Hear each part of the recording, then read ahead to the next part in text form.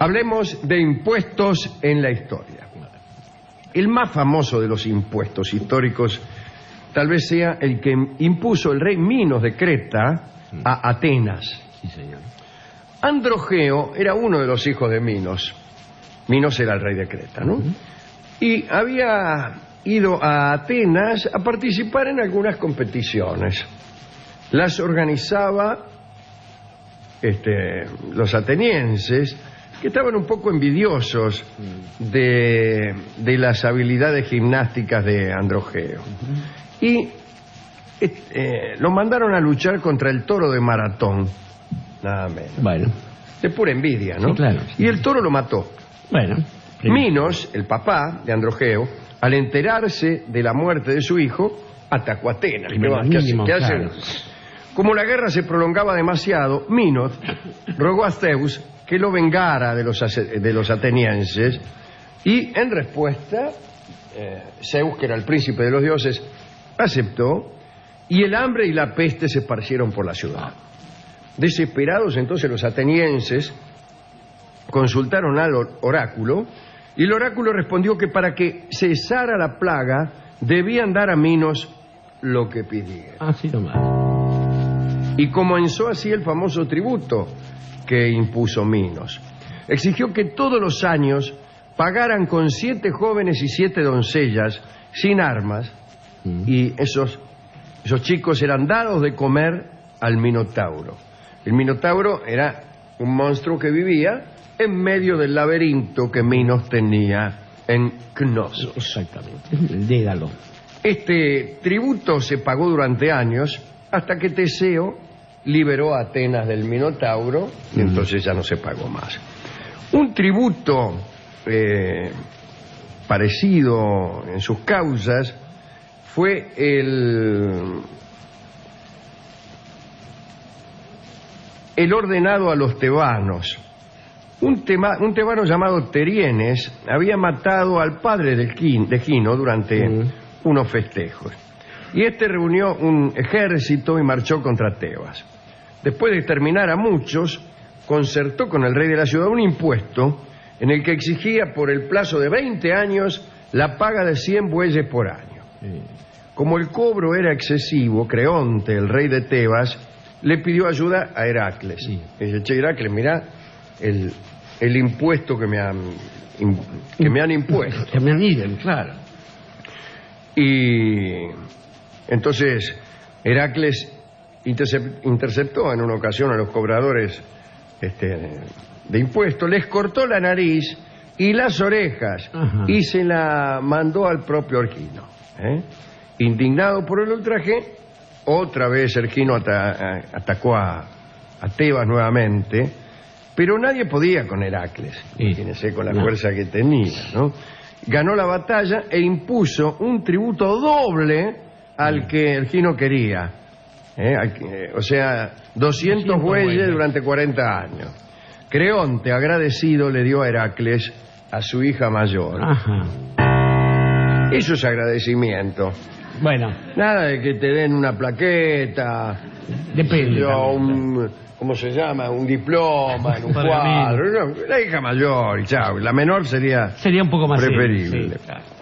En la Edad Media, bajo el régimen feudal, existían los llamados censos, que era el nombre que se daba a ciertas cargas anuales que los vasallos debían pagar a cambio del lugar que su señor les concedía. Había censos de todo tipo y algunos muy raros. Algunos muy raros, dije. En Bolonia, los arrendatarios de los benedictinos de San Crópulo debían pagar un censo simbólico consistente en el humo de un pavo cocido. Bueno. Solo el humo, no el pavo entero. El pavo, señorita, quédeselo. De que yo me guardo el humo. En Poitou, los vasallos del señor de Toulabon estaban obligados a ofrecerle todos los meses un canario, pero un canario atado con un cordel. Se trataba más de un gesto simbólico de sumisión que de un impuesto oneroso. También estaban las gallinas de censo, cuyas plumas servían para hacer colchones. Cuando el rey de Francia se alojaba en los distintos pueblos, el señor del lugar tenía la obligación de proporcionarle almohadas y colchones que debían estar confeccionados con plumas de la mejor calidad. Así, cuando el rey llegaba de visita, el castillo del anfitrión se llenaba de gallinas que los campesinos entregaban para hacer almohadones y colchones. Se ha dicho que Luis VII debió abandonar el castillo del señor de Poitou, pues había tanto olor a gallina que no se podía estar. Por Dios. Algunos impuestos excepcionales consistían en cosas de escaso valor, pero difíciles de encontrar. Había señores que no exigían más que un conejo, que debía tener, por ejemplo, la oreja derecha blanca y la otra negra. Algunos vasallos tenían a los conejos para poder pagar el impuesto, pero a veces eran descubiertos y multados fuertemente. El señor de Rohan requería cabellos de mujer que debían ser entregados por la propietaria en el castillo feudal. En periodos prósperos, el señor de Rohan exigía que sus vasallos músicos viniesen a tocar, y a los artesanos también les hacía entregar el producto de sus habilidades. En muchos casos había espectáculos denigrantes. En el señorío de Gandieu, aquellos a quienes se les otorgaba el derecho de pesca estaban obligados a bailar un paso que todavía nadie conociera, a cantar una romanza que no se hubiese oído con una letra que no fuese copiada. Bueno, un estímulo verdaderamente para terminar para los pescadores. Claro, con los pescadores y empezar con otra profesión. Michelet refiere que los vasallos de la Borgoña tenían por obligación imitar a un borracho, bailar al modo de los labriegos o cantar ante la esposa de un señor dominante. Los juglares que entraban a París en los tiempos de Luis IX, nuestro San Luis, se eximían de los impuestos cantando coplas. ¡Qué extraordinario ir uno a la FIP! Venir con todos los discos encima. ¡No me sube un pino verde! Bueno. Hacia la misma época, los saltimbanquis que entraban en París obtenían la remisión del tributo con la condición de que hicieran bailar a sus monos delante del recaudador de impuestos. Qué grande, ¿no? Las mujeres en Poitou, si no podían entregar sus cosechas, estaban obligadas a golpear y arrojar piedras en los fosos del castillo del señor. Esto, que parece absurdo, tenía una razón.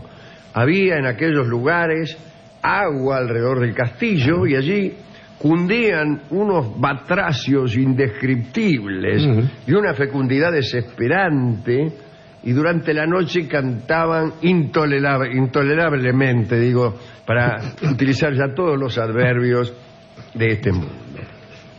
Cualquier cosa que se hiciera entonces para fastidiar a esos sapos estaba bien vista por el señor. También se cuenta que cierto vasallo de Guisan, por haberse retrasado en las pagas, tenía todos los días la obligación de ir a la casa de su señor, pero para recorrer ese trayecto era preciso que retrocediera un paso después de dar dos. Un leninista Sí, una cosa. Bueno, hay unas crónicas del siglo XIII que hacen mención a un viaje a Palestina realizado de ese mismo modo. No es lo mismo. No es lo mismo ir a la casa de tu señor que a Palestina, salvo en el caso que tu señor viva precisamente en Palestina. O esté de paso por ahí como Ricardo, nuestro amigo. En momentos de crisis, los impuestos o tributos feudales consistían la principal renta del señor. Al revés, la principal renta del señor consistía en los tributos feudales. Quien se hacía entregar los muebles e incluso alimentos de los vasallos, digo, el señor, cuando no le podían garpar. Claro, obviamente. En 1202, en París, existió un impuesto pagado en vino. Las religiosas de Santa Genoveva, casualmente la patrona de París, ¿no? Estaban obligadas a entregar a los señores la mitad de los vinos que producían. Pero este tributo fue abolido por el Papa Inocencio III porque cada vez que les garpaban aparecían los señores Claro. con unas esbornias de Impostados. Padre y Señor Nuestro. En las antiguas costumbres de la universidad se pagaba un impuesto al rector y a los profesores, señor. Los estudiantes ofrecían a sus maestros guantes, birretes y panes de azúcar. Qué lindo, ¿no? Tome, señor, este guante, este birrete y este pan de azúcar es para usted. Qué lindo. Los doctores en medicina debían tributar a sus profesores pastelitos. ¡Qué rico! Hasta el siglo XVII existió un impuesto al derecho de examen que conservó ese nombre, se llamaba la pastilaria. Ajá. Bueno, siempre fue detestado el recaudador de impuestos. ¿Y cómo no? Este personaje en Francia clásica tenía un presupuesto privatizado. El recaudador era un empresario que le daba un dinero fijo al rey y luego recaudaba para sí mismo. Ujú. AFJP se llamaba. Sí, Sí. Antes. exactamente. Aquí pasaba eso, sí. Todo lo que recaudaba de más se lo quedaba para él. Bueno, esto proveía al rey un alto grado de seguridad en el cobro de los impuestos, pero, imagínese. Entre tantos recaudadores cabe recordar a Mateo, ¿Cómo no? el apóstol, Yo que laburaba de eso, claro. que era cobrador de impuestos, un trabajo que le ganó el repudio de los muchachos, hasta que después dejó ese laburo, se hizo apóstol, ¿no? Bueno. Tampoco... No, más prestigioso no, por ahí, pero bueno. Pero justamente los muchachos, los apóstoles eran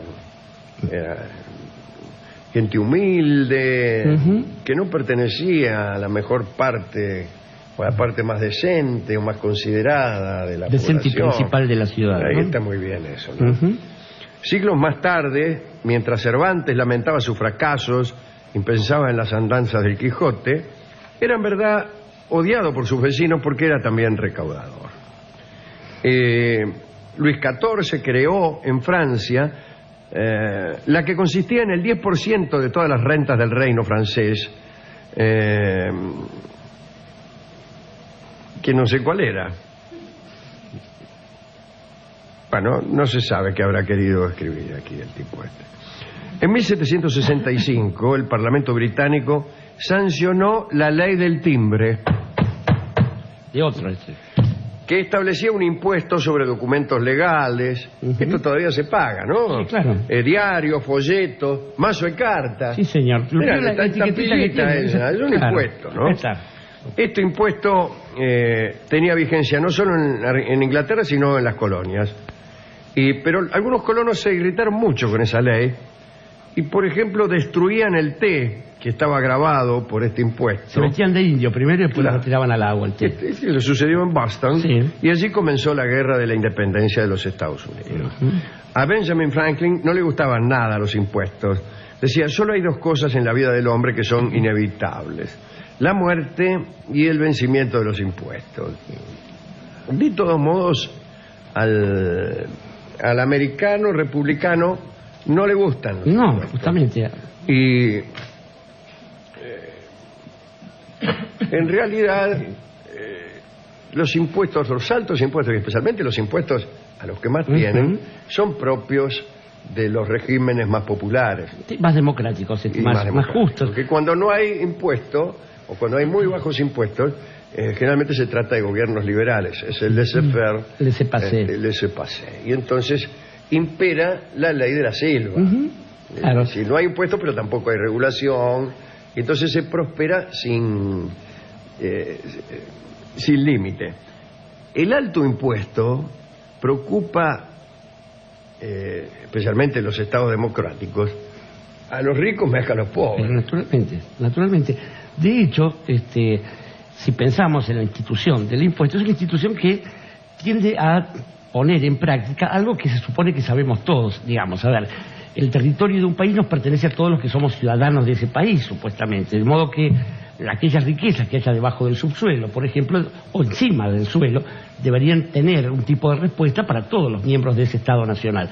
Cuando además ocurre un Estado Nacional, tiene una especie de ventaja, una renta agraria diferencial, pongamos por ejemplo, por caso. Esa renta agraria ni siquiera es un impuesto, es una retención. Hay algunos que todavía no lo entienden. Son 125 los que quedan por allí. De todos modos, extensos periodos históricos, Ujú. los impuestos más gravosos Eran para los más eran pobres. para los más pobres. Ujú. E incluso uno de los privilegios de la nobleza Era, claro. era la exención de impuestos. Ujú. Así que algo se ha avanzado Mm. en la historia, ¿no? Bueno, señores, vamos a escuchar el desalojo, un tema que tiene naturalmente que ver. Mucho que ¿Por qué ver. se cree que lo desalojaron? Así que es una milonga que va a cantar Edmundo Rivero. Adelante.